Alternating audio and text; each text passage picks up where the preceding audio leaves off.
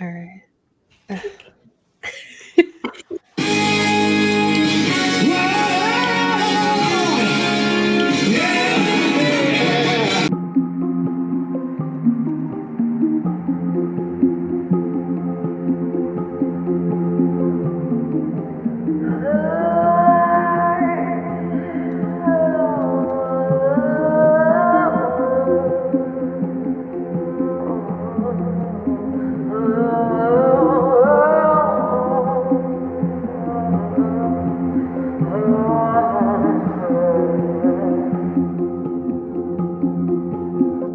Hi, I'm Kat. And I'm Gabe. And we're the Ghouls next door. Talk about spooky stuff. Talk about games. Yeah. Spooky games. Murder kind of games. This one's a little different. After murder games. Yeah. You already did the die. What happens once you've been murdered, maybe. Yeah, maybe. Or not everyone's murdered, but like some people. Mm-hmm. When do... I'm like, what is spoilers and what is... I mean, it's like... You get into it pretty early. I mean, the synopsis for the show is literally when people die, they go here. Oh, well then, yeah, it's you already knew it going in. So yeah, we're talking about Death Parade. The thing where when you die, you could play Gabe now. Yeah, so we're talking about Death Parade, which has arguably one of the best intros that... in a twist. So usually in anime, the intro song is like really hype and you like it gets you pumped for whatever the show is, or it's like really emotional and gets you pumped for whatever it is. And then the outro is usually really poppy and fun, and it doesn't make any sense because we were just like heartbroken. Really sad. Yeah. Like your favorite character just died, and then it's like da da da da da da da. And you're like, no, incorrect. That's not what I want to feel right now. The emotion, it doesn't correlate. I'm upset. I don't know how to process this. 100%. Whereas this one, Flyers by Radio, is super hype and fun and just groovy time. And then the show is depressing. Yeah. It's incredibly depressing. It's like depressing, but with style. Yeah. Yeah. But I mean, that's what, you know. But the song is happy. So I get what you're saying. It's like hard because it's like it really sets you up for like this is going to be a bop. Like the whole show is going to be that. Like that's the energy you're going in. And then you're like, oh, wow. No, this is a lot of philosophy and sadness and the whole humanity is just why do we even try? What even is the point of life? Very depressing. And it's worth it, but depressing. There are games in it, which is why it's games. But this, I would say, is definitely one of my all-time favorites. Like, I binged it both times. Like, I binged it again because I was like, what are we doing? And I just remember we, like, you and I, Kat, and then friends all just, like, watched it all together. And it was, like, a whole experience of, like, going through it because it's really thrilling. You really don't know what to expect in this. And you feel, like, emotional attachment to people who are going to die. Or who are already dead. Yeah. They're already dead. And you're just like, and you're only going to see them for like a minute, you know? 15 minutes, 20 minutes. They do a lot of character development for like a really short period of time that I'll give like the writers of the show a lot of credit for. Because I'm still very sad that we don't know if there's going to be more. But it's like really, they do a fantastic job of making you care about everybody within like super quick amount of time. So I think that's like a testament to the good writing. Yeah, for sure. And they're like, Kat and I were talking when we were kind of writing up our script for this, and there's this whole exploration of like what happens when you die. And one of the options is the void. And Kat was like, yeah, I'll do the void. But it's like, it's actually pretty scary. The void is actually pretty scary because it was like, it's not nothing. It's awful, which I'll explain in it. It's actually really scary. And like, I get it. Like, I don't know if I want to be reincarnated. I don't know if I want that option.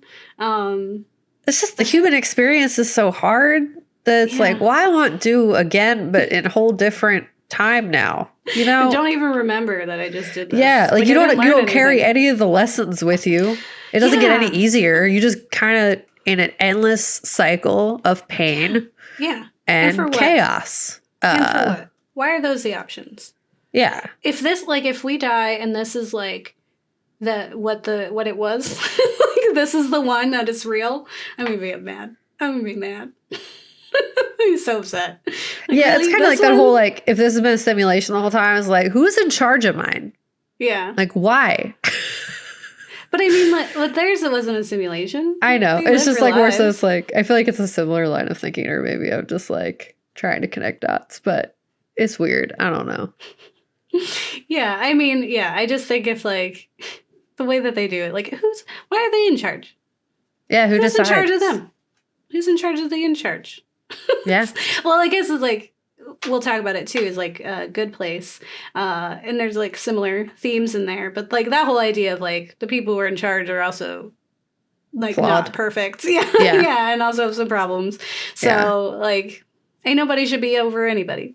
Yeah, it reminds me of I've been rewatching watching Supernatural for the first time, and that whole thing. There's like the ups aren't doing good stuff for real, even though they're supposed to be the better place. So it's like sometimes God was just gone. God's just like being around. in charge is just God's not like, great. nah. Why does anyone have to be in charge? And then it's also like anarchy, and it's like, what is the right thing to do? No one knows, and that's why it's insane to exist. Yeah, but people are good even without the threat of what happens in the afterlife. There's plenty of people who don't believe in an afterlife who are perfectly fine individuals. Yeah. So well, I'll get into that in my philosophy time, because it's like a thing. It's like, if you got to tell someone not to murder somebody and that's the only thing keeping them from it, that's not they good might have started not off on the right. Yeah, like they're already like, it's inauthentic in their goodness. Yeah. And that doesn't God actually. for fear of hell. Exactly. Right? Because then you're just a poser. Yeah. And I mean, ultimately, that's what most societies ask you to be, unfortunately. Yeah. So it's like kind of this very religion. chaotic and stressful, like, what is real time? What are we supposed to be doing? No one knows. And that's why it's so stressful. Yeah, we just do, and then we're done. Just be. Yeah. And for people who are watching, if you're wondering what we look like, why we look like this, watch the show. Yeah. Kat is Deckham. Yeah. And I am Nona. Yeah. That's it. That's all. I want to share that. Essentially just fashion. I worked hard on this stupid it looks cosplay. Great. It was really fun. Yeah, it's super fashion-y. It's such an aesthetically pleasing film. Or show. Yeah. It's just cool. Like it has Persona energy, but I don't think it's made by the same people. I don't really know. Don't think so. All right, I'm going to get onto my section, Kat. Let's do it. Move over. I put me up. Yeah, so as explained, we're going to be talking about Death Parade, which is from 2015, which will make you sad soon when you hear about the fact that there's no season 2. What is it about? After death, humans go to either heaven or hell, but for some, at the instant of their death, they arrive at the Quindecum, a bar attended by the mysterious white-haired Deckham. Director Yuzuru Tachikawa. Cool. So, Death Parade is amazing and very sad. Yeah. And furthermore, is sad because there is only one season, and it is only an anime, so you can't even like read the manga to get more of the story and to keep going. Because like I had some questions. I was like about the higher ups and like the other arbiters that are in there. Like there's a lot of intricately woven characters and storylines happening over there. That I'm like, what about? I want to know, and I don't get to know. So sadly, there isn't a second season as of right now, and it's really tragic. And honestly, the true horror story of this whole thing. There's been rumored that there would be a season 2 for years now. The studio Madhouse, which brought us Death Note, One Punch Man, Hunter x Hunter, and more, hasn't said that it like canceled the show. Like it's not happening. But the second season has been TBD since 2016. It's now 2021. And we're like already in like the animation desert because people aren't working anymore. So who knows? So it's hard to really remain hopeful, which is, the right mindset to watch this show anyway. But if there were to be a season 2, it's also hard to imagine what it'll cover exactly, because there's no source material. Usually in anime, that it's an adaptation of the manga, so like they kind of like, it's not always following the same story, and they do their own things, like we saw with Promise Neverland 2, season 2. But they do pull things from it, as we saw with Promise Neverland 2, because it has all of those resources. Same thing with like Beastars. Yeah. There's like something to pull from. It's like you get a vague idea of like where the story might go. Yeah. There's not that for this, because it was all just thought up by Tachikawa, who had this short film called Billiards, which is what this piece is actually based off of. I haven't watched Billiards, but I'm pretty interested in it. I think this is such an underrated show, and I think that's what the series is going to be, is like, you haven't watched this yet? Yeah, get on it. Although, like, everyone watched Squid Game, so hopefully it's like, you watch Squid Game, you must be interested in games with murder and the exploration of the human soul, and who is good and who is bad, and what do you do when you're back against the wall. And this will scratch that itch. Yes. So it's great. And as I said before, it really makes you feel for characters. Like, even though you're only going to see them for an episode or two, like tops. And as we played in the beginning, the intro song is a bop. And will most likely be played at my wedding, because it is a treasure. I should, man. So the synopsis for this program, I'll go through kind of like what's happening in it. Because there's a lot. And then we'll get into some of the nitty-gritty, and then Kat will get into like philosophy, and you can ask yourself if you're a good person and you would deserve a second chance. It is a fun show, but it also explores some philosophical ideas that have you question your own goodness. In Death Parade, we follow Deckham, who is a bartender and arbiter. He's this monotone, soft boy who holds these games for folks who've just died. Strangers, sometimes lovers, sometimes long-lost friends, arrive at the Underworld bar and are forced to play this game. And the games can range from anywhere from darts, arcade games, and even Old Maid. Like, it's anything. There's even hinted in the intro, which is another reason why I'm like, it looks so fun. Everyone's having so much fun. The character Nona is playing DDR. I'm like, I don't know how that would work, but I want to see that happen. There's like a twister. There's a lot of really cool stuff. And so the people who are playing know that they have to play to win, and they're told that their lives are on the line. That if they don't, like, they're playing for their lives, essentially. Yeah. That's all they're told. However, through the journey of the games, the person's true intent, who they were in the world, and whether they are worthy of a second chance are revealed.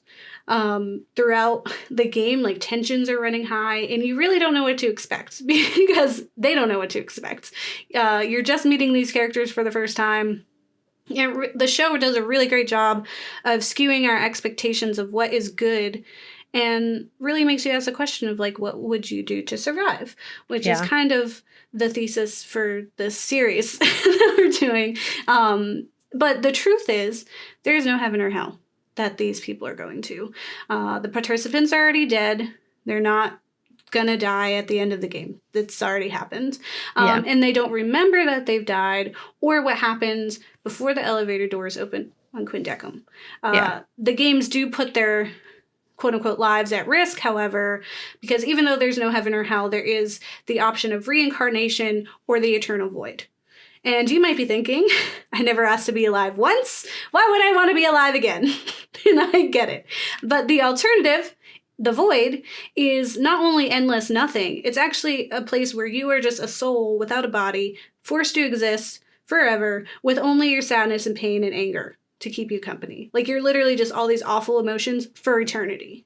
Alone. Oh, yeah, that's in the darkness. All right, yeah, I see what you're saying.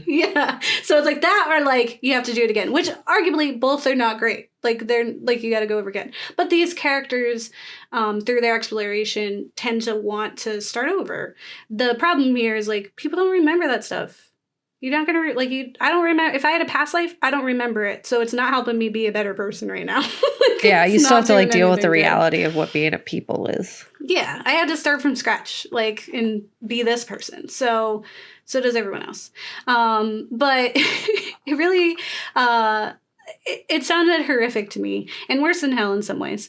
And it makes you wonder what kind of awful person could warrant such a traumatic end, or continuation, I guess, because it's for eternity. Throughout the season, we're introduced to new people, these contestants who are to be tested.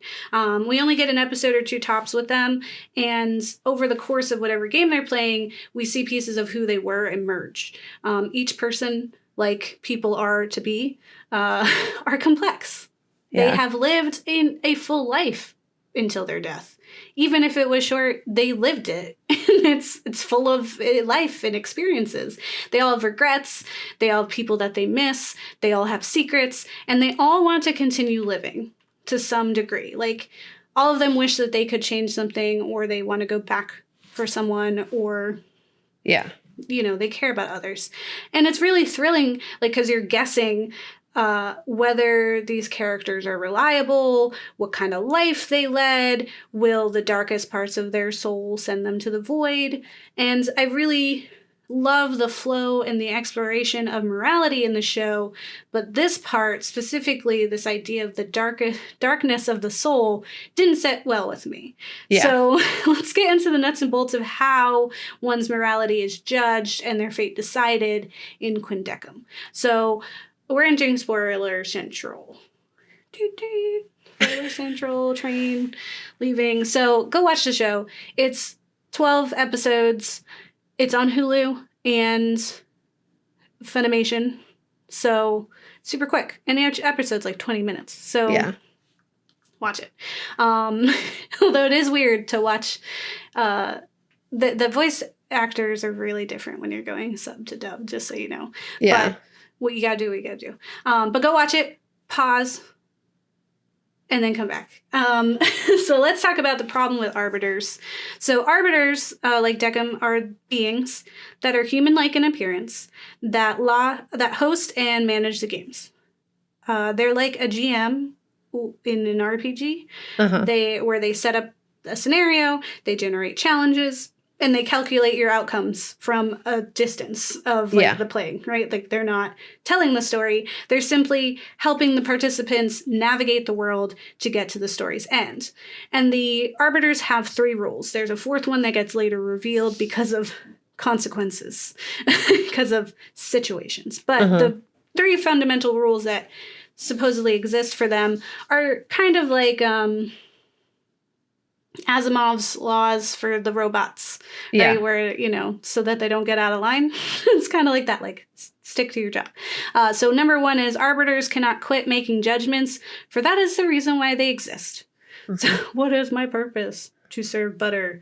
It's like aw. It's like that. And then it's like, dang, really? That's it. This is what they do. But they also... don't have emotions, so they don't care.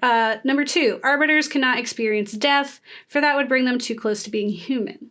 So they're like eternal.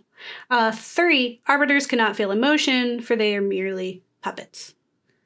There's emotionless puppets who get to decide if you're going to be a baby again or in an eternal void of pain and sorrow. So yeah, fun. I guess the argument is they're objective, and it's not. yeah. I'm like, oh. The show's through-line story, like the background storyline, really seeks to explore this puzzle of who the Arbiters are and what gives them the right to do this, and if this is right. It's this question of, like, can beings that do not have emotion, have not lived, and so then cannot truly understand the impact of death, judge the lives of humans? It's like, oh, you'll be human if you experience death. But you also don't understand what death is and why people would do what they do to not do death. Yeah, you can't really judge if someone's good if you don't have, like, a context. Because it's so subjective that it's not, Yeah. It's hard. Yeah, there's too many variables that you're not getting. You're not putting in, like, the emotions, that's the biggest variable. And you're not... You don't understand, like, the complexities of, like, the human mind. Yeah, and just, like, of life. Because you, like, and it's a question that happens a lot in the show is, like, do we even know what life is? Like, we've never had life because we don't know what death is. And so, like, they're like, Nona has that whole thing, which is why she kind of stirs it up, because she's like, something ain't right here. Yeah. Deckham has a new assistant to help him with his judgments. It is the dark-haired woman who cannot remember her name. Yeah. And it is later revealed that she is named Chiyuki and is a human. That Deckham previously failed to judge. So he's given more time with her to figure it out. But Deckham also has emotions, which is why he didn't know what he was doing, and why she has such an impact on him versus like some of the other arbiters that you see in the show who are like, I don't get it. Yeah, like they're really Just send detached them from to the it. void. I don't care, which is a problem. It's like, this is like iRobot, okay? With her alongside him, he has shown honestly how barbaric and cold the method to which these judgments are made can be, that they're flawed. The arbiters have this like device that they use to further agitate and stress the players. Some of the so they can like push it to like cause a disturbance so that now they're stressed. There's also sometimes like time limits that weren't previously explained, and then as soon as you cross them, it's like, haha, now it's harder. Or sometimes they're just outright inflict pain by having the whatever pieces of the game resemble body parts, and so when you do things with them, now you hurt. So like there's like a game with darts, and when they threw the dart, it would hit like a body part on the chart, and that would cause pain for the other person.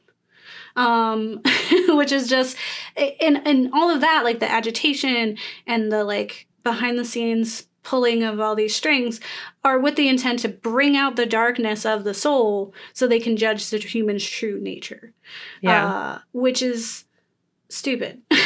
So let's talk about the darkness of the soul and why I have a problem with it, and why morality is honestly a gray area. So in an article on Kotaku titled "Death Parade is about life, death, and the darkness of the human heart" by Richard Eisenbees, I hope I said your name right, the writer asks, is it right to judge people not at their best, but at their worst? Great question. And Deckham and the other arbiters are tasked with judging the darkest parts of people, while they themselves lack the full understanding and depth of human emotion and experiences, because they're not allowed. So you're putting people through their paces, and then you're looking at it and you're like, it looks like they're upset. Like, into the point where, like, one of the arbiters like ends up keeping a human for a little bit because he just can't understand why she does what she does, because he just doesn't understand the complexity of people. He's like, why wouldn't A plus B equals C? Like, when did we get over here? So when it's revealed that Deckham can feel emotions, which is an experiment by Nona, it's a catalyst for Deckham's minor rebellions and later his emotional breakdown, because they can't have emotions. So Eisenbees goes on to say, it's clear from the start that there are some serious flaws in said system. Despite being granted a portion of their guests' memories as part of the game, the arbiters are nonetheless left unable to digest the data in any but the most objective, i.e. emotionless, way. And as the games only bring out the darkest emotional parts of people, this can lead to incorrect judgments. Which is super true. And I disagree with most of the judgments that are made in the show. Because humans are complex. None of us are all good or all bad. We're a plethora of experiences, emotions, and desires. Which is a big old bag of them. And throughout our lives, we're put through challenges that can alter who we are. In fact, we see in the show how a certain traumatic event can turn a hero, or supposed hero, into a villain. And honestly, like the worst villain in the show, I feel like. Besides that one arbiter. I think he's a pretty bad villain. And we see how love can influence us to do reckless, hopeless things, such as lying to relieve someone of pain, even if that results in your own soul being banished to the void. Because you want to protect someone you love, even though it's no fault of your own that they're hurting. Yeah. In an article on /film titled Death Parade is a bloody anime version of The Good Place by Rafael Motomayor, they go on to explain how the conditions these games are in negatively impacts the intended neutral effect the Arbiters are setting out to accomplish. The question then becomes, how can anyone properly pass judgment upon others without empathy? The Arbiters believe their lack of emotions make them fit to do their job, but the games start resembling torture sessions as the show goes on, with the character questioning whether the Arbiters are really revealing the darkness inside the guests or simply creating it. Valid. I have an issue with the tests of judgment, and everyone else should as well, because it's a problem. Obviously, that's the whole point of the show. My problem is them being conducted after death, and that they're not an accumulation of your experiences in life, as if your entire life meant nothing. Yeah, like it everything really you've seems ever like done. it wasn't, like they didn't take that into account enough, the memories. Yeah. It's like, it kind of tells you, but you don't remember anything, so you can't even make entirely accurate decisions. Yeah, you don't remember the things that shaped who you are. Exactly. Like, so you don't have that knowledge to help like really accurately showcase the person you like became through just living. Yeah. And like, people aren't like just one event, or like you can't just clean slate people and then they are who they are. No, you are what has happened to you. You are what you have done when things have happened to you. Like, yeah. At least with Christianity, you get some like redos, or at the very least you got just like a dude up there looking over the book of your life to make judgments, and you're like, I can't argue with that. Like, I see the part that you highlighted, and that was a dark part of my life, but it is valid and it is something that happened. Like, but what about this part over here? Like, you know, like at least I could be up there and argue a case. But you put one stressful time and you're like, this is it. Exempt from anything I've ever done. So it's like, imagine you're being put under extreme stress. Your life is on the line, and whatever you do in that moment determines whether you go to an endless torturous void. I don't know about you, but I've had some terrible, no good, very bad days. And to be judged for just one of those would be insanity. Like, I've had dark times. I've had things that I've done and I regret, and I would hate for that to be the one thing. Like, I've never done forever. Murder. That I get. Murder, you can judge me for. Like, what? So to reduce the human experience to a singular, manipulated event is flawed and problematic. I would argue that Death Parade is not the good place, because in the good place, the people are judged by their lives. And they're like, there's obviously that rating system, and it's also flawed. And like, that's the exploration of like what is morality, because it's judging like your individual actions and the motivations for those actions. Yeah. Totally applicable. That's not happening here. So with that, it's like what you lived and through like the issues that you've gone through help you consider what is good. But in Death Parade, you are only ever the worst parts of yourself.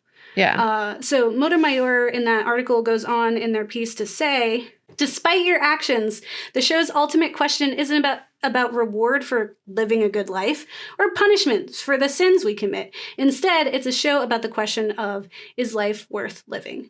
And furthermore, it's about how desperate we all are to go back and do it again. Like, even though we're like, oh, I don't want to live again, you do. Because the trick here is, if you want it, like you're leaving behind people that you care about. And most of the people who died, even the people who unalived themselves, have regrets and wish that they could change that, or realize there are people who cared about them. And with that knowledge, they can go, and if you keep the knowledge, can be better people. But that's not happening here. It's like, that's it. So I think the trick here is, if you want life too much, then you're doomed as well. Because like, we see that with one of the characters who has done nothing but fight her entire life to live and just exist and not let people treat her like trash. And she's not a great person, but who would be after the life she lived? So she continues to want to do that. And she put up against someone who had the complete opposite. Yeah. And she is the one who meets her void-driven demise in Quindecum. That to me is crazy. I think neither one of them deserved it, but like her, like the fact, like her downfall was that she wanted to live so badly that it made her bad. And I'm like, what is the point of this? Why wouldn't you want people who want to live to go live again? Yeah, anyway, that's fair. Many of the decisions angered me. Frankly, all but one of the people who came through deserved to go to the void, in my opinion. That's it. Everyone else, I'm like, nah, I think they're good. Put him back. Literally just one, and he was awful. And with that person, it was clear that his life traumas had so greatly affected his outlook on life that it then influenced how he was acting in the Afterlife bar, and like he was irredeemable. That like he was just like it corrupted him. Yeah, his soul was wonky at that point. He just like went all the way over there. Everyone else has a minute.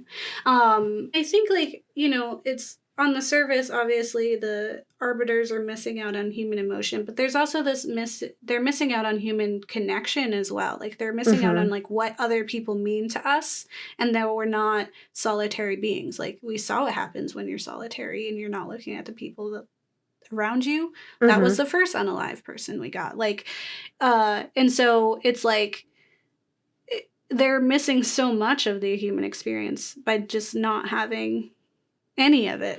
So like, how can you judge us? And honestly, every single one was a tough decision, like to watch and to think to myself, like at the end of the day, like I really just couldn't figure out what it is I would have done in those situations. And like throughout, this series, like, I might throw around like, oh, I'd do this and I'd try to solve this puzzle, whatever. Like these, I was like, I don't know, like, yeah. I'm like all of a sudden remembering my feelings, and I'm trying to remember, and I'm dead, and like, what do I do? But like, there's a lot to unpack, and you're not really giving me time, and you're putting me under a lot of stress, and you're telling me it has to be the darkness of my soul. Like, I don't want to do this. I want to go home. I want to not. So the last piece of it is it really horror? And 100%, like the topic itself is horrifying. But you're like, is it horror? And I think so. I think the first game of darts, where it has like the participants throwing the darts and then it causes them pain. There's like the comedic kind of episode, but they're like bowling balls, and there's the heart. There's the heart, and he puts his finger in there, and it's like he can feel the girl's heart, and he's like, she's so warm inside. And I was like, no. It's like, no, sir, we're not doing that today. Yep. There are these hideous and unsettling mannequins that represent the people who've come through Quindecum that Decum doesn't even remember. So they're just, they're nothing. They're just glamour. And then there's the disgusting former leader, Oculus, who has this flower goatee and ponytail that unravels and suctions onto people's faces and like absorbs their memories or something. And he like, blossom it. And one part, one of his lines was like, "You made my flower shrivel." And I was like, stop. It's like, you canceled. You need to leave. You need to go. I want him dead. Like, if there's a season 2, he's gone. Like, Nona kills him in his sleep. I don't know. Whatever it is. Yeah. It's horror. And, like, not even to mention the understanding of the void, the fact that people are dead, and that some of the people even committed murder or were murdered or both. Yeah. Like, it's full of horror. A little column A, a little column B. Sometimes it's like overlapping Venn diagram here. Yeah. So horrifying. Like, dude, the flower, that was like, I can't. He sent my flower shriveled. I was like, get up. You're canceled. You need to go away now. It's enough of you. That's enough out of you. Oh my God. It's so real. I mean, the show is just so cool. Like, in concept, in a lot of ways. Like, it's like, whoa, you're doing a lot. And it is extremely stressful. And I agree with you. It's definitely horror in like the way that these things are proposed. And I would argue the reason that the Arbiters can't feel emotion is not because they're puppets, but because the reality and the weight of what their actions would mean and how that would impact them would be so heavy. That's so real. Like I feel like they would all quit if they had the ability to feel emotions. And I think that's something Nona just like didn't comprehend, like the damage She like broke him. Yeah, like you can't judge, like arguably, we are not, like you cannot judge, you can't be the judge and executioner. That's not something that like people can cope with and not turn out horrible from, because Not the if you have act in of emotions, itself yeah. is a trauma, you know, like it is a horrific and traumatic experience. So I would argue that's more probably why they don't want them to feel emotions, That's because real. That's you real. can't, like, how can you just do tomorrow knowing Yeah, the like, full back to the emotional slaughter. reality of the stressful situation that you literally just canceled them forever? Like, Yeah. It's a Monday. yeah. You know? And it's like, Something more that was so souls. traumatic for me. It's like, why didn't I remember it? Because it was a Wednesday for you. Yeah. Very yeah. true. But it's also like like who do you become when you're doing that every day? Yeah. And then at some point you're going to be swayed because that trauma is going to build up. And now it's like you're going to try to let everyone reincarnate, and we're going to have overpopulation. You're going to be the guy who needed to be sent to the void, but now you're the one making the decisions forever. Yeah, true. True. But yeah. Yeah, that's so true, because he says that. He was like, you're him. You're the same person. And I was like, yeah. Which is like, it is. So it's so stressed. Okay, I'm sorry. I'm like, I'm broken. You broke my brain. Oh, don't worry. It's only going to get worse from here. My section is stressful purely from this. You're going to feel exhausted afterwards. And I just want you to understand that you're going to listen to this for 20 minutes. And that's how my brain sounds 24 hours a day. That's so good. Welcome to my brain. That's how we're going to start it. Death Parade does a fantastic job of outlining the complexities of the human experience in a way that is built up of just like so many nuances, and that makes judgment, and it showcases how difficult judging another person and their life and their experiences is, and how subjective it arguably is as well, based on like the context of their existence and who they are. This is a concept that like many philosophers for all of time, as well as religious figures and other people who are just trying to understand life, have been trying to work through for like all of human existence. There's endless approaches, concepts, ways of viewing what good and what is evil, and that can be argued until you're blue in the face and like out of breath, and ultimately no one wins because there's no answer at the end of the day, in my opinion. Ultimately, ultimately the way we experience in the world is like influences how we view the world, and then these concepts like kind of they all interact with each other. So like how we influence how we experience the world influences how we view the world, and then further influences our actions within that world. So you can't just take a person, plop them down in a scenario where they don't have any of that context, and then know who they are. So essentially Gabe's whole argument. Yay. And essentially, you know, like philosophy, if you don't know what it is, I'm going to give you a little definition. Philosophy is the study of the nature of existence, knowledge, truth, and ethics. It involves the consideration of the most fundamental questions of who we are, and examines philosophical thought across the breadth of history right up into present day. So it's kind of like everything that everyone has considered about what it is to be a person, for all of time, kind of contextualized for you. So there are many minds that have influenced the way in which society has been formed. And because of our patriarchal and racist society within American academia, most of those voices that are considered and recognized and uplifted from an academic standpoint are all the voices of men. More specifically, white men of Western society. This is something that has even influenced how American academia recognizes non-Western philosophers, often only recognizing the teachings of other men. Not exclusively, just like anything, there is always an exception.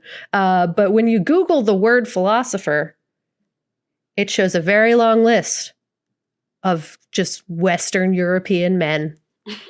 Plato, Aristotle, Socrates, Friedrich Nietzsche, René Descartes, Immanuel Kant, all just German, French, Greek men. It keeps going. There's more. And like Confucius is in the second screen. Like, so if you keep scrolling, and at the end of the second screen, there's one lady who is a white lady. I I don't know who she was, but she's there. Yeah. And then there's another lady, and then another just long array of men. Yeah. I point this out not to like invalidate their viewpoints or like what they've done for society. It's just kind of a analysis, if you will, kind of recognizing what is highlighted and questioning why. You're looking at this and you're like, wow, I really see who isn't at the table. Wonder why that is. Babe. Yeah, it's like, what is the cause there? Racism and patriarchy. So essentially, I'm not trying to like invalidate the fact that like Aristotle said some stuff that was good, probably. You know what I mean? Like, but that's not the problem here. It's ultimately like the voices that are being acknowledged are not a diverse variety of human beings and human experiences, and are very much oriented towards one group of people. So the reason I say this mostly is just to invite you to think critically when you're exploring things, when you're looking up your own philosophy and stuff. Acknowledge that other thoughts exist and that they're probably just as good, if not better, than the ones that our history within America has decided are important.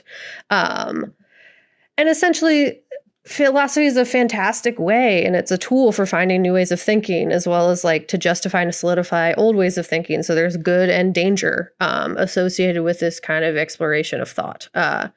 And yeah, just question things, think things critically. The fun thing about historiography is exploring like why certain voices were uplifted over others. And it's fascinating. It's nauseating, but it's fascinating. So who are some philosophers? As someone who like actively has studied philosophy as part of my education, that actively haunt me with the words that they put into my brain.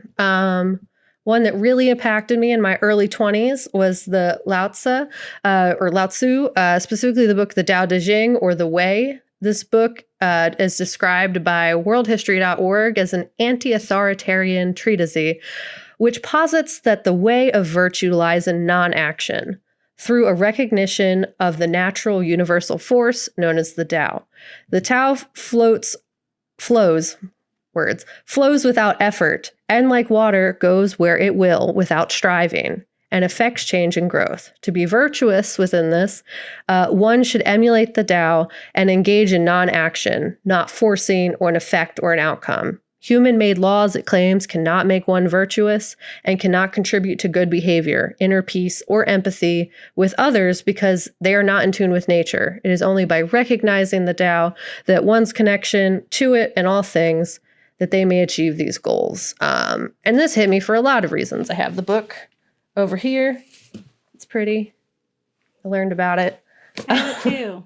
Yeah, it's a good book. It's just interesting, ultimately. And it hit me a lot. Other name. Yeah, it has other names as well.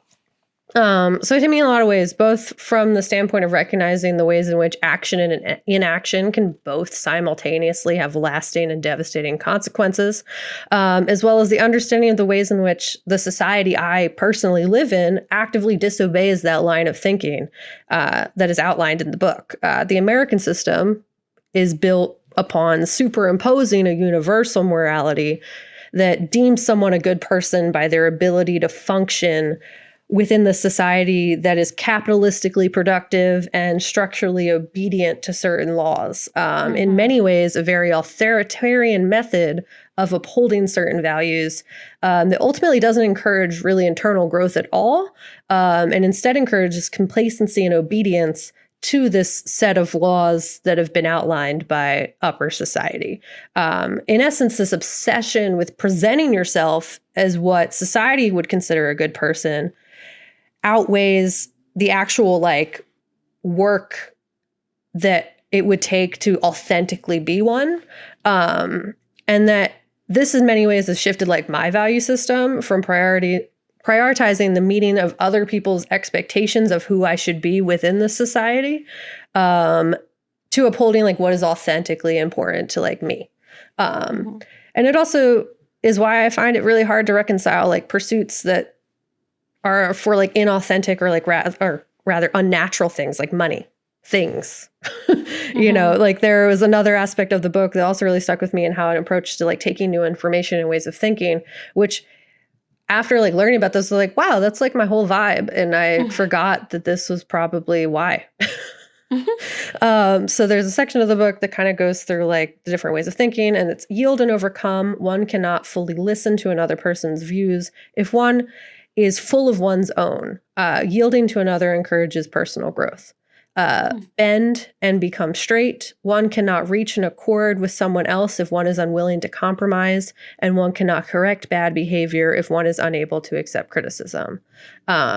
Empty and become full. One has little hope of success in any expertise or relationship if one clings to what one thinks they know instead of opening oneself up to new ideas and other views.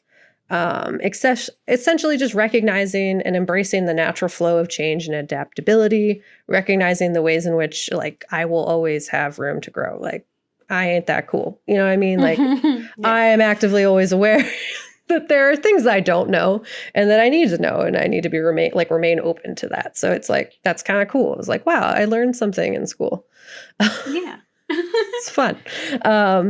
Most of the philosophical texts that influence my current ways of thinking stem from this like battle between action and inaction, and what ultimately is necessary, the necessary direction we must follow. So like also in college, I read the Bhagavad Gita, and I reread it as an adult human, and there's a lot in there that I think in reference to like trying to figure out what the heck you're supposed to do as a people, in that there's like lots of like life lessons and stories. So that center around this idea of the consequences that result both from action and inaction.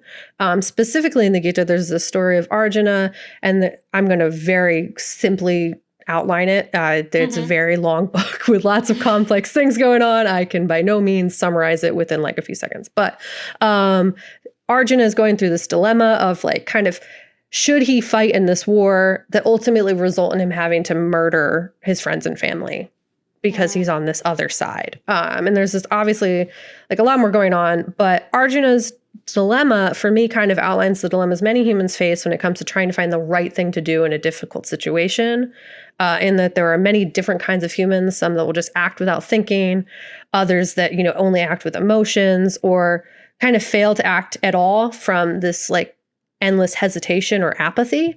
And the story outlines the journey of Arjuna in coming to this decision on whether to fight or not, or do nothing. Leaving his position and becoming a beggar is kind of like the alternative. He can either fight in this war, or he can just be like, I choose to not fight my family, and I realize that will make me lose everything that I have now, and will ultimately just have to kind of wander and become a beggar. So there's this duty that is outlined in it called Dharma, which is associated with his specific status because he is a warrior. So his expectation is that because he's a warrior, it is his destiny to like fulfill that role. And he's speaking with Krishna, and he's like, what am I supposed to do in this situation? He's kind of like going through all of that. And then there's this discussion that's also very interesting that kind of aligns with Death Parade, in that these are experiences within bodies, and bodies are separate from the soul. Like the soul is what gets reincarnated, but these bodies that like your friends and family are inhabiting are temporary vessels.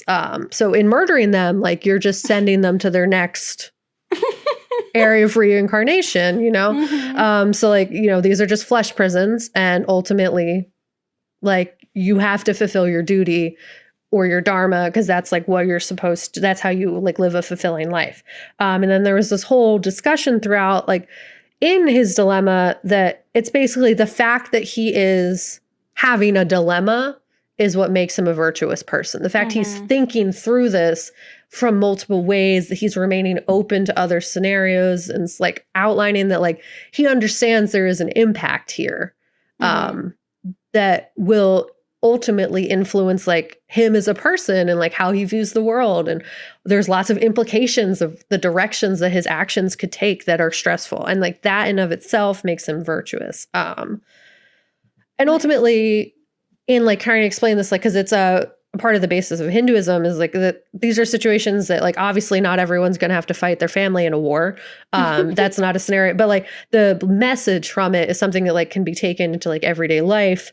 And that like normal people who can experience like the ways in which they may have to go against their family in their lifetime within these bodies. And that like that might, if it goes against like their duty, like there's like a thing that they have to kind of uphold, and that sometimes that goes against like what the people you care about in your life may agree with. Like who you are as authentically as a person may be different than what the people you love and care about in your current situation are like able to accept. And sometimes you still just got to be you.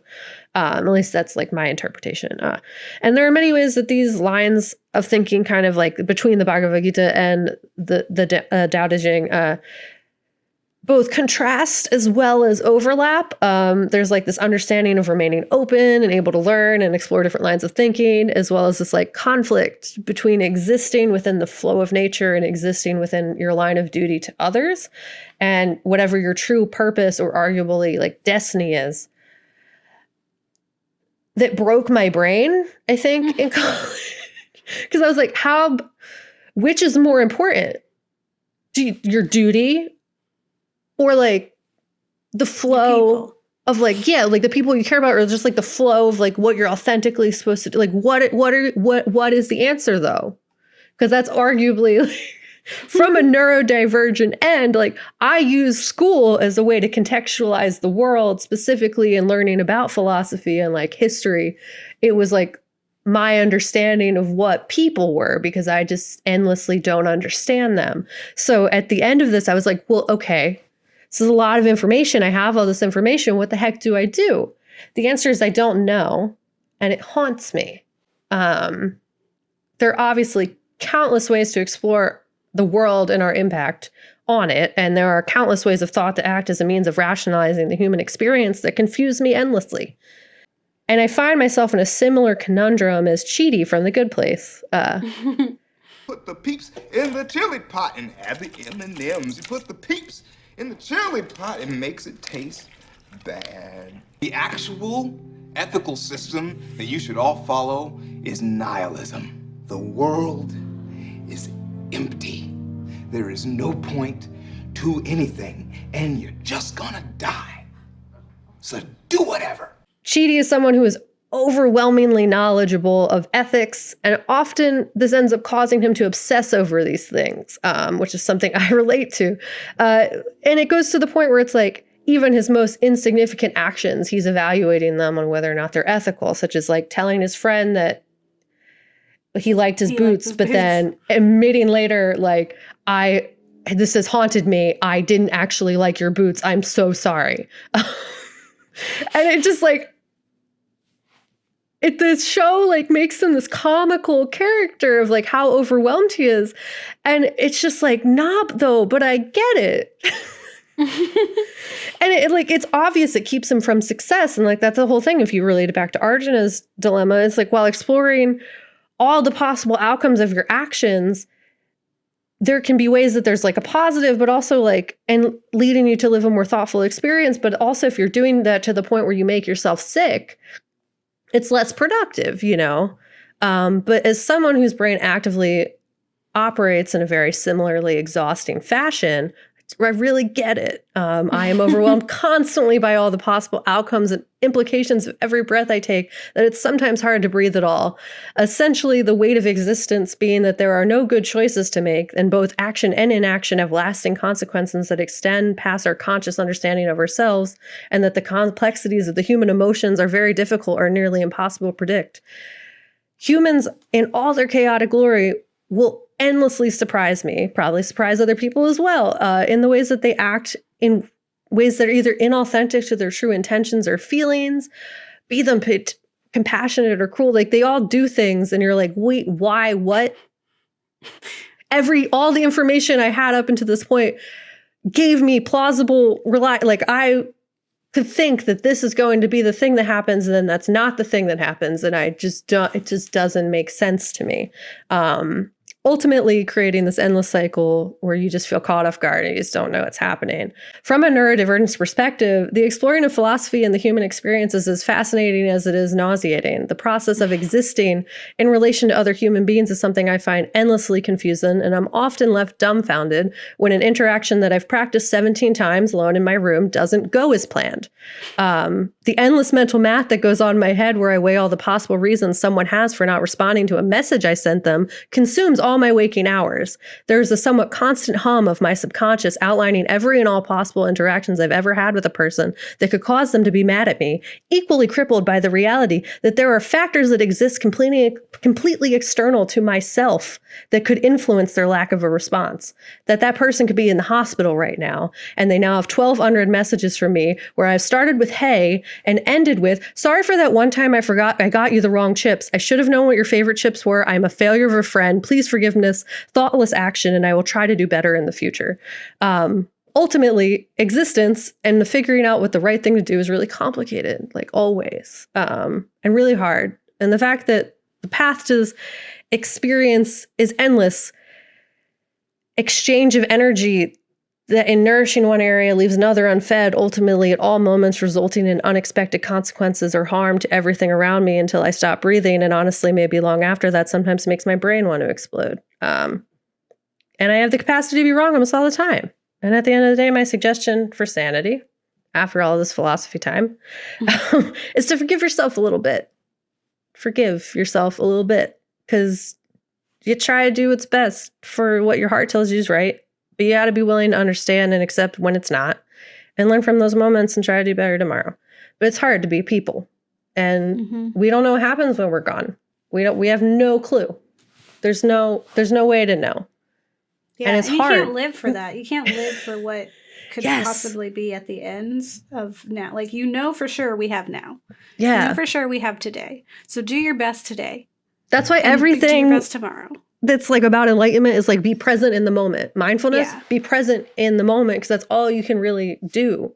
And there was another story that I couldn't find, but it was one that also really messed me up. That was about this guy who was like a priest or something, and he wanted to do good purely so he could be reincarnated into a higher caste, not because like he actually cared about anybody ever. And that like made me think, and it was like a story that I was just like, wow, that's like such a human thing, and like really evaluating like why people do like good playing things. the system kind of thing. Yeah. Well, it's like when people like, when you give to charity, or like the people who record themselves. Yeah. Given like a houseless person like money or something, or like, like that's not why you should be doing that. It doesn't count. You just negated the and work it's like that kind you of did. That whole like authentic versus not, and that's where like I always found like the Tao like really fucking interesting. Excuse me, cursing. I forgot what I was doing for a minute. It's okay.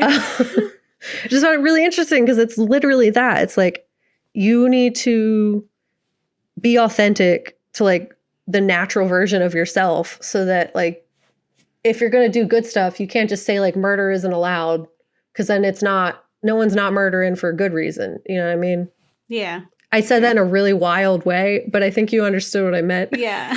Yeah. I do understand what you're saying. It was wild, but I do understand. It's just, you like superimposing morality onto people doesn't make them actually good people. It just makes them obsessed with being perceived as good so that they get the rewards of being good, instead of actually just doing it because they're a good person. Yeah. The reward isn't that they're good. Yeah. like you can spend your whole life today. Yeah. In the good place. The lady. What's the lady's name? I forget her name. But that's her whole thing, is like she was doing good stuff. She was performative, yeah. But it was performative, so she didn't end up in the good place, because it's like but yeah, I think like the show and what you were saying is all that, like the way that like your exploration of the philosophy broke your brain, the show broke my brain, because I was like, what is right? What do you do when you're just judged on this one moment and you can't be who you were or are, and you're just playing a game and you're caught off guard? Like, it's so manipulative. And like, but it really does, like that ending where your question, which like broke me, is just essentially like, who gets to decide? That's impossible. There's no one who can. And so like at the end of the day, it's really you who can decide and who's going to That's why you gotta forgive yourself sometimes. The people who are hardest on ourselves are like the ones who probably like need to cut yourself some slack. Yeah. Because you're probably doing like the fact that I love that you said that, like the fact that you're worried and that you're thinking about it is honestly already the start of the work of being a good person. It's like the first indicator. You stop to think. Mm-hmm. Yeah, which is so great because I overthink all the time and I'm always just like, I said this thing and now it's the worst. Where I'm it's like, hard. do I need to call that person and just apologize because my eyes were a little dead when I answered them? It's like, so real though. Like it's like the endless. And then when it's just like constant, it's like I am also tired by having to talk to me. I know. To tell you, it's just a lot to be me in here, and I'm sure it's a lot to be you in here, and then we're both here. Am I right? It's it's horrible, but also like we do it. Yeah. Sometimes it's nice. Yeah. So you gotta forgive yourself. And I don't want to go to the void, but I don't want to be reincarnated. Yeah. So I mean, ultimately, why a lot of neck? things, it's just like the path to feeling better is to live in the moment, and just tomorrow you did it, you're alive, that's a victory. Just keep doing that. And like ultimately there's lots of thoughts of thinking that it's like you don't really have to do anything, even just the fact that you exist, your nature, you are a thing that exists, and that's amazing, and good job. Like you don't got to do anything else other than that. And I just consider capitalism and other things just very unnatural, and it's stressful to me, and it just doesn't make sense at all. Because it also it will influence people's interactions. Yeah, they're striving for something that's inauthentic and doesn't actually matter or mean anything. Like wealth, that's nothing. Yeah, money isn't real. Burn it. It's nothing at all. So half the money is imaginary. We just say it's there, and we just say it. We're just like, all right, cool. We have a card that says it's there. We gave it meaning. It doesn't have to. We can just one day be like, no, it's not. No, it's not. We don't. That's my hope. Actually, just exchange good for services. So I hope you enjoyed this episode. I think this series is going to be a lot of us just being like, how exist, how be good person, how be do, and survive. Like, what do when back against wall?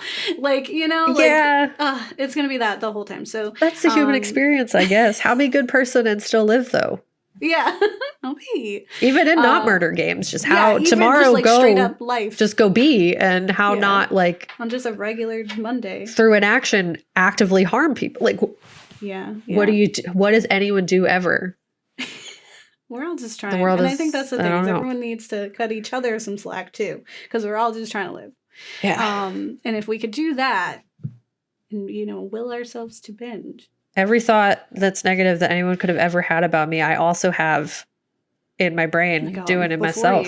I did it better. So I was just like, oh yeah, they could probably hate me for these 7 reasons of the 7 times that I was not great that once. And you know what I mean? And it's like, that's forever in my brain now. Yeah. I constantly fight the urge to like message people like, sorry, I did that thing like 7 months ago, because I'm like, they don't remember. They do not know that I did that thing 7 months ago. It is not haunting them. But for me, it is though for you. Like there are things like I have like there's like like makeup thing, like when I'm putting on makeup, there's a specific story that I go through every single time I do my eyeliner. Yeah, every single time, no matter what. I'm just like, remember that time? Mm-hmm. Every morning I wake up and I remember that I got you the wrong blush for your birthday, and I hate myself a little bit. It's what it is.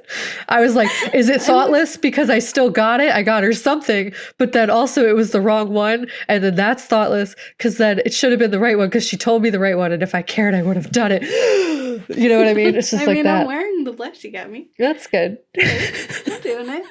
I think this is why we're good friends. Yeah, because we're both like, this is we're both just screaming internally until we stop. Until we die. So I hope you liked it, and I hope you subscribe. I look like this today. Gabe looks like that. It's fun. Philosophical chat. Like we have philosophical debates while in this. Okay. Yeah. I have a drink that looks like I made it because I'm a bartender / arbiter. So yeah, I didn't have a fancy cup. I looked everywhere. They were only ones I had were like black wine glasses, and I was like, well, then you can't see the liquid. So what's the Black wine glasses too. I think that's for me. My partner's a mixologist. Yeah. A hobby. Oh, they do make good mixologist. drinks, so you're not wrong. And I always got like, we have like 7 of these, and then other fancy like we have sake cups and a little sake pour. Like it's ridiculous. I'm like, I just need a mason jar. You have a of wine. decanter because that's fancy alcohol drink method. No, we do not have a decanter. Yeah. But we have like the wine stopper that you just twist on there and stuff. Yeah. Decanter would be Gotta cool. let it sit. But they don't drink wine. I do. Yeah. And I'm not fancy. We have a lot of wine glasses. I'm going to use a mason jar. You're like, it's a cup. It exists. I drink Coffee from cup. it. Why do I need fancy cup? I have regular cup. I have jar. You put the liquid in the thing, and I put it in my mouth. What is it? Why need it's more? In my house. Is my cat going to judge me? She's not. Trust me. She's seen far worse. Yeah. So. Ultimately, the decider of if you had a good life or not is you. So just try to be nicer to yourself because you deserve it, friend. Yeah. Unless you're that guy in the show. He was the worst. He was messed up. And also, like, I get it. Like, because he went through some hard. stuff. Totally get it. But he became, like, he was like if Batman were evil. Yeah. Gabe, and, did like, you know I already think Batman is evil, so. Yeah. Did you know there's people who don't have anxiety and don't think that? It's hard. Existence, am I right? It's torturous. Here we are. Don't get married, I guess, right? Yeah, don't get married. They'll eat them. What does that mean? I don't know. Why do we say that every time? It's because we need it. Sad. That was like the saddest episode for me. Was the lady with the 5 kids and the boy who was sad. And I was like, both of you are valid in what you were feeling, and don't do that. Like, just try also, to stop. That's literally what she's had to do her entire life. You cannot hate her for that. It's so stressful. Give her a different life where she doesn't have to do that. Yeah, and I bet she would be good. Yeah, like lots of people, it's like they react how trauma happened to them. So like hurt people. Like it's not like the rule. Like there's some hurt people who just do the better thing, but that's most people don't do that. I don't think she was going to therapy. Yeah, like she was. She was not working through Who it. has money for therapy? Exactly. We're in a society where money exists. So you have 5 kids. Your job don't give you insurance. Like, what do you mean? All right, because we could do this all day, so we have to go. Do we? What do we do now? Does it just end? Just say bye. Tell them to subscribe. Just write us. Tell us your own existential woes. Email us your anxiety thoughts. Yeah, tell us what you think makes a good person. That thought you had where maybe you met us once and you interacted weird and you thought like we hated you. We didn't. No, we probably thought that was rad. Yeah. We were like, yeah, cool. Unless you were like rude or gross. If you were like Oculus and you have freaking flower goatee that eats people, I'm gonna have a problem. But besides that, probably fine. Besides that, you're probably fine. Probably have a hook. Probably good. Yeah. Just don't be rude. That's all. All right. Bye. Bye for real.